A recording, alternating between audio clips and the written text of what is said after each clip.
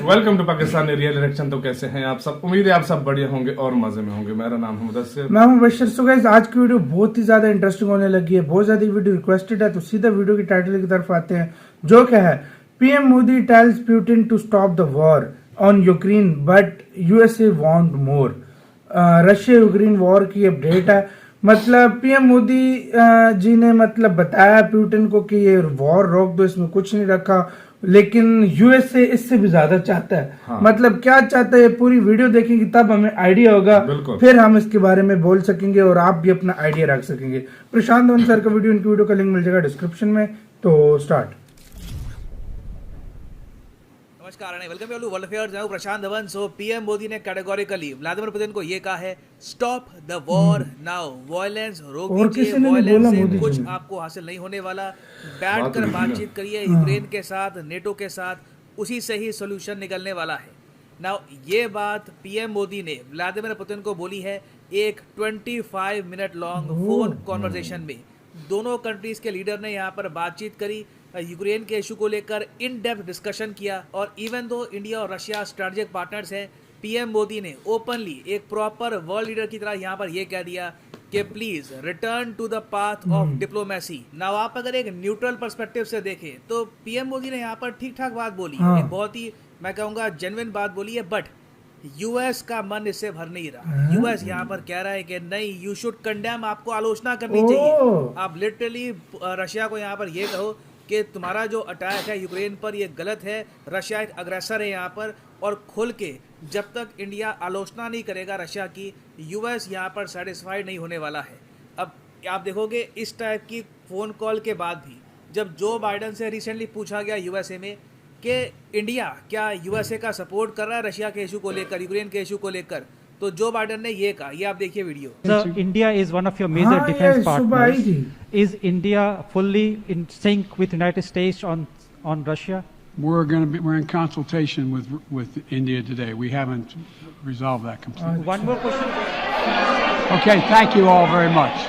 तो जब जर्नलिस्ट ने यहाँ पर यह पूछा कि रशिया यूक्रेन के इशू को लेकर क्या यूएस और इंडिया सिंक में है, क्या दोनों के विचार मिलते हैं यहाँ पर कि रशिया को कैसे कंडेम करना है, तो यहाँ पर बाइडन ने कहा कि नहीं, अभी कंसल्टेशन चल रही है, हम बात कर रहे हैं अभी इंडिया से और कोशिश कर रहे हैं कि यहाँ पर एक सिंक्रोनाइजेशन हम करें, दोनों की सेम लैंग्वेज में आवाज़ पहुँचे रशिया को। और ना सिर्फ जो बाइडन, यूएसए में जो इनके जर्नलिस्ट हैं, जो इनके फॉरेन पॉलिसी एक्सपर्ट्स हैं, फॉर एग्जाम्पल यहाँ पर आप देख पाएंगे डेरेक जे ग्रॉसमैन की ट्वीट है, बहुत ही फेमस जियोपॉलिटिकल एनालिस्ट है, इंडो पैसिफिक पे काफ़ी लिखते हैं।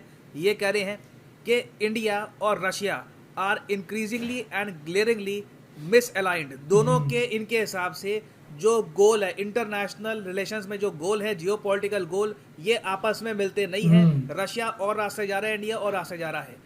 आगे ये कहते हैं यूक्रेन इसका लेटेस्ट एग्जांपल है। तो न्यू दिल्ली फाइनली जो नई जियो स्ट्रैटेजिक रियलिटी है, इसको एक्सेप्ट क्यों नहीं करता? मतलब कि यहाँ पर यही कह रहे हैं कि रशिया के साथ इंडिया का कोई ज़्यादा इंटरेस्ट है नहीं, इंडिया को ज़्यादा प्रो यूएस होना चाहिए। इस बात को, इस रियलिटी को इनके हिसाब से इंडिया एक्सेप्ट क्यों नहीं कर रहा? और ये फ्रस्ट्रेशन आपको थ्रू आउट यूएस में दिखेगी, इनकी जनता में, चाहे कुछ हद तक जो डेमोक्रेट सपोर्टिंग इंडियन अमेरिकन हैं उनमें भी आप देख लो, इनके जो जर्नलिस्ट हैं, जो इनके प्रेसिडेंट हैं, हर जगह आपको ये सेम टोन दिखेगी कि India must do more, India को बढ़ चढ़ के आलोचना करनी चाहिए रशिया की। ऐसे टाइम वो भड़का रहे हैं इंडिया को भी आगे, मगर कैसे आलोचना करें, कौन सा टेम्पलेट है, कौन डिसाइड करेगा कि ये आलोचना ठीक है? देखिए यूएस यहाँ पर डेफिनेटली ये चाहेगा कि जिस तरीके से इजराइल ने आलोचना करी है रशिया की, वैसी आलोचना इंडिया करे।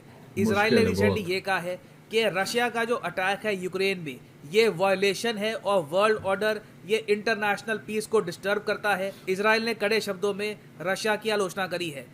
यूएस ऑब्वियसली इसके बाद इजराइल से काफ़ी हद तक खुश था, मगर इशू यहाँ पर यह है कि इजराइल उस हद तक डिपेंडेंट नहीं है रशिया पे जितना इंडिया है। तो ऑब्वियसली इंडिया इजराइल की तरह आलोचना नहीं करने वाला रशिया की, बट यूएस की तरफ से प्रेशर लगातार बढ़ता जा रहा है। जैसे ही व्लादिमीर पुतिन और पीएम मोदी की कॉल खत्म होती है, यूएसए के जो सेक्रेटरी ऑफ स्टेट हैं एंथनी ब्लिंकन, ये कॉल करते हैं डॉक्टर एस जयशंकर, इंडिया के विदेश मंत्री को, और यहाँ पे इनको समझाते हैं कि देखो, एक स्ट्रॉन्ग कलेक्टिव रिस्पांस हमको चाहिए, जहां पर हम कंडेम करें रशिया के इन्वेजन को, रशिया की आलोचना करें, उसमें हमारा सुर अगर अलग होगा, मतलब कि यूएसए की भाषा अलग होगी, इंडिया की भाषा अलग होगी, तो इससे रशिया पे कोई दबाव नहीं पड़ने वाला। तो यूएस बार बार इंडिया को ये कह रहा है कि कलेक्टिव रिस्पांस दो क्वाड के साथ मिलकर और यूएन सिक्योरिटी काउंसिल में। क्वाड में बाय द वे मैं आपको ये बता दूं, इंडिया रशिया के मामले में बिल्कुल अलग देश दिखता है, क्योंकि बाकी सब क्वाड कंट्रीज ने प्रॉपर सैंक्शंस इंपोज किए हैं रशिया पे।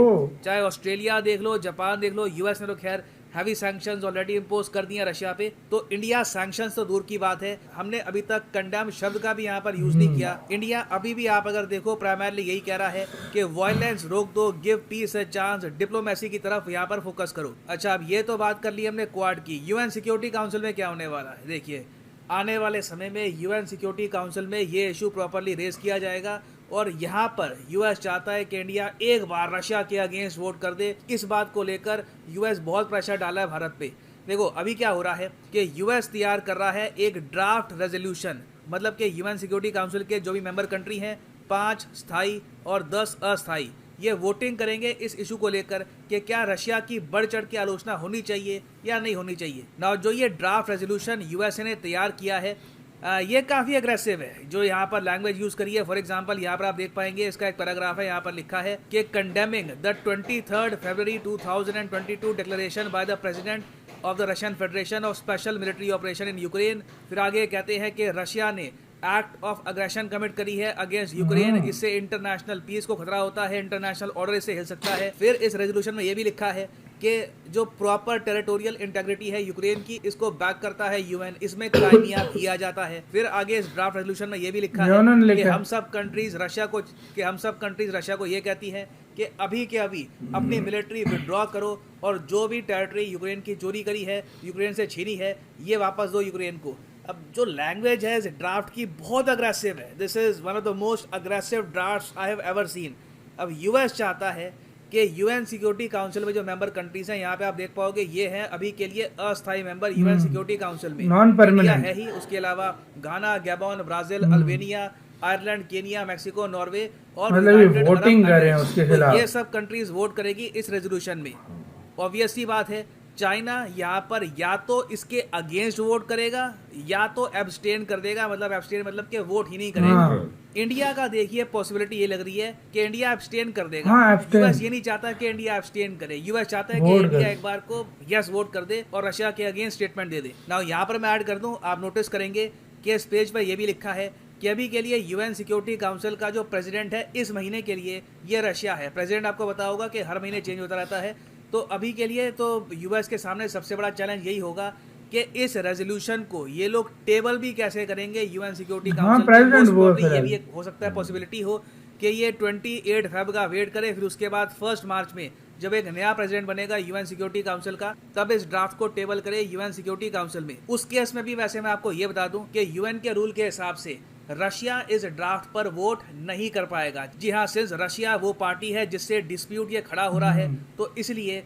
बाकी के जो 14 मेंबर हैं ये वोटिंग करने वाले हैं इस ड्राफ्ट को लेकर। और मेरे हिसाब से 14 में से 8 भी मिल गए तो हो जाएगा पास ना, अनलेस चाइना वीटो कर दे या कोई और बड़ा देश यहाँ पर वीटो कर दे, ये रेजोल्यूशन पास हो ही जाएगा। मगर जैसे मैंने आपको बताया, यूएस चाहता है एक कलेक्टिव रिस्पांस, सिर्फ रेजोल्यूशन पास करने से कुछ नहीं होगा। वर्ल्ड मीडिया को दिखना चाहिए कि एक बार को रशिया का पुराना मित्र मुल्क इंडिया भी रशिया के अगेंस्ट हो गया यूएन सिक्योरिटी काउंसिल में, तब रशिया पे असली प्रेशर आएगा। तो ये तो है यहाँ पर यूएसए का पॉइंट ऑफ व्यू। इंडिया का पॉइंट ऑफ व्यू यहाँ पर ये है, पहली बात तो रशिया के साथ जो हमारे रिलेशंस हैं दे मैटर ए लॉट, बिकॉज 70% जो हमारा डिफेंस इक्विपमेंट है ये आज भी रशियन ओरिजिन का है। स्पेयर पार्ट्स रशिया से ही प्राइमरली हमारे आने वाले हैं। दूसरी बात, इंडिया यहाँ पे एक हिपोक्रेसी भी देख रहा है। हिपोक्रेसी यहाँ पर ये है कि जब देखिए पाकिस्तान की तरफ से आतंकवाद होता है भारत के अगेंस्ट, तब तो ऐसी मीटिंग नहीं होती, तब इस तरीके से ये इमरजेंसी मीटिंग्स तो नहीं करते ये लोग। जब पाकिस्तान ने कारगिल कर दिया था तब भी ऐसी मीटिंग्स नहीं हुई थी कि पाकिस्तान अग्रेशन कर रहा है, तब लोग सब ठंडे बैठे हुए थे। जब रिसेंटली चाइना ने अग्रेशन करने की कोशिश करी तब भी इन सब कंट्रीज ने ऐसी इमरजेंसी मीटिंग नहीं बुलाई। कोई बात इंडिया के बारे में नहीं की थी। यूरोप को लेकर एक्स्ट्रा सेंसिटिव है, जब नेटो की बात आती है एक्स्ट्रा सेंसिटिव हो जाते हैं। बाकी देशों के इंटरनल इश्यूज और उनके जो डिस्प्यूट्स हैं उसको लेकर ये लोग इतने प्रोएक्टिव नहीं रहते। हाँ, यहाँ पे मैं ये हाँ, कहूंगा जब कोई कि यूरोपियन पे पड़ती है तो हाँ, मोस्ट रिसेंटली पाकिस्तान के आतंकवाद के इशू को लेकर फ्रांस और यूएसए ने भारत का साथ दिया है, मगर बाकी जो यहाँ पर वेस्टर्न कंट्रीज हैं, यूके है, उसके अलावा कई और वेस्टर्न यूरोप में देश हैं, वो लोग इंडिया के समर्थन में बात नहीं करते when we need them the most. Now यहाँ पे मैं जानना चाहूँगा आपका ओपिनियन। जेन्युइनली मैं इस वीडियो में मैं चाहता हूँ कि आप सब लोग, each and every single one of you, आप आंसर करें कमेंट सेक्शन में, बताएं कि आपके हिसाब से भारत की नीति अभी के लिए ठीक है, या फिर आप मानते हैं कि नहीं, हम लोग अभी भी बहुत सॉफ्ट है रशिया के प्रति, अब समय आ चुका है नॉन अलाइनमेंट छोड़ने का। एक बार को वोट कर दो यस, एक बार को रेजोल्यूशन को सपोर्ट कर दो, रशिया को भी पता लग जाए कि वो बहुत ही गलत काम कर रहा है यूक्रेन में। तो जेन्युइनली मैं जानना चाहूँगा आपका ओपिनियन, शेयर करिएगा अपने थॉट्स कमेंट इसी के साथ तो यार ये वीडियो खत्म। सीधी सी बात गाइस, आप लोगों ने भी कमेंट सेक्शन में बतानी है, लेकिन वाकई वो भी बात जो कि अभी पिछले दिनों चाइना के साथ पिछले 2 साल पहले जो मतलब 1.5 साल हो गया उसमें हुआ है, उस टाइम भी कोई भी मतलब बात बड़ी नहीं की, ना कोई सैंक्शन चाइना पे, देश का भी देख लो, एक सिर्फ ये ना सैंक्शन। चलो कारगिल के टाइम पे पाकिस्तान इंडिया का तो चलो देखा जाए कि वो बहुत उस टाइम पुराना, चलो पाकिस्तान के भी दोस्त थे वो ज्यादा, उन लोगों ने बात नहीं की थी, जो सीधी सी बात है, मतलब सीधी सी बात है। एज कम्पेयर टू देखा जाए तो जब उनका फ्रेंड होता है वो नहीं बोलते, मतलब पाकिस्तान उस टाइम फ्रेंड था एक किस्म का, तो भाई उन लोगों ने नहीं बोला। लेकिन हाँ? एक बात मैं बोलूं यार, रशिया के खिलाफ कभी भी इंडिया नहीं जाएगा, बहुत अच्छा दोस्त है, और जाना भी नहीं चाहिए, बहुत अच्छा दोस्त है यार। इस वार से एक बात पूरी दुनिया को, मैं ये नहीं कहता किसको, पूरी दुनिया को एक बात पता चल, कभी भी बात यार भाई सीधी सी बात है, सैंक्शन लगाने से क्या हो जाएगा, अगले मुल्क में लोग मार रहा है, सैंक्शन तुम्हारी क्या करेंगे, तुम्हारा क्या कर लेंगे सैंक्शन उस पे।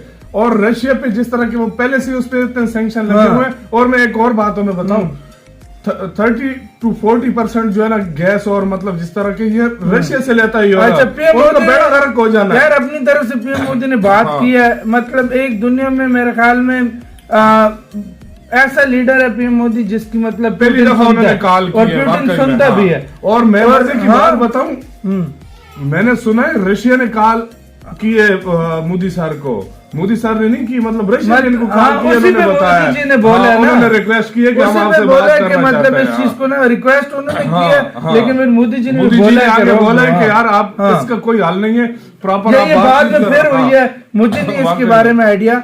लेकिन यार देखा जाए तो रशिया मतलब अब इंडिया को भी बीच में घसीटना चाहता है। भाई इंडिया को चाहिए वो न्यूट्रल जिस तरह मतलब रह रहा है उसी तरह मुझे यही लगता है, और मैं यही बोलूंगा इंडिया को बिल्कुल न्यूट्रल रहना चाहिए। इंडिया को मतलब अमेरिका के पढ़ने में या रशिया, देखो जो इंडिया देश है ना वो हर चीज सोच समझ कर करता है, मतलब आपको लगता है इंडिया में जो बैठे हुए हैं ये सारे इंडिया हमेशा मेरी बात याद रखना, इंडिया हमेशा मेरी बात याद रखना, कभी अपने ऊपर प्रेशर नहीं देता, प्रेशर देता है दूसरों को, खुद नहीं लेता। ये बात उसकी मेन ये बात है, इंडिया एक मतलब यार खुद सोच समझने वाला देश है और जो कुछ भी है। लेकिन मैं यही कहूंगा कि यार अमेरिका की तो इंडिया को बात सुननी भी नहीं चाहिए। उसकी मेन वजह यह है कि वो हमेशा फंसाता है अपने दोस्तों को, मुल्कों को हमेशा फंसा कर खुद निकल जाता है। आपका क्या कहना है गाइस, अपनी राय कमेंट सेक्शन में। तो इधर वीडियो खत्म करते हैं, अपना बहुत ज्यादा ख्याल रखना, तो यार बाय।